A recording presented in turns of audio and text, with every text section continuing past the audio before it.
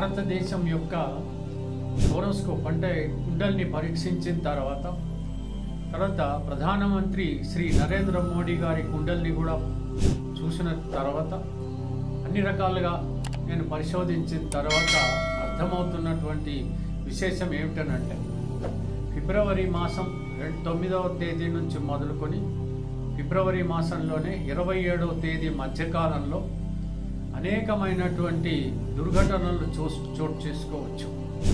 ఇకపోతే ఈ పరిస్థితుల్లో మోడీ గారు కూడా ఏమీ చేయలేకుండా ఉండేటువంటి స్థితిగతులు కూడా ఏర్పడవచ్చు. అయితే భారతదేశంలో ఎలాంటి సంఘటనలు చోటు చేసుకోవచ్చనంటే మరి హింసాత్మకమైనటువంటి మన పరిస్థితులు మనం ఎక్కువగా కనపడుతున్నాయి. మత విద్వేషాలు కానీ లేకపోతే కుల విద్వేషాలు కానీ ఇతరత్ర అనేక రకాలుగా అనేక విషయాల్లోనూ దుర్ఘటనలే కనబడేటువంటి అవకాశాలు కనబడుతున్నాయి.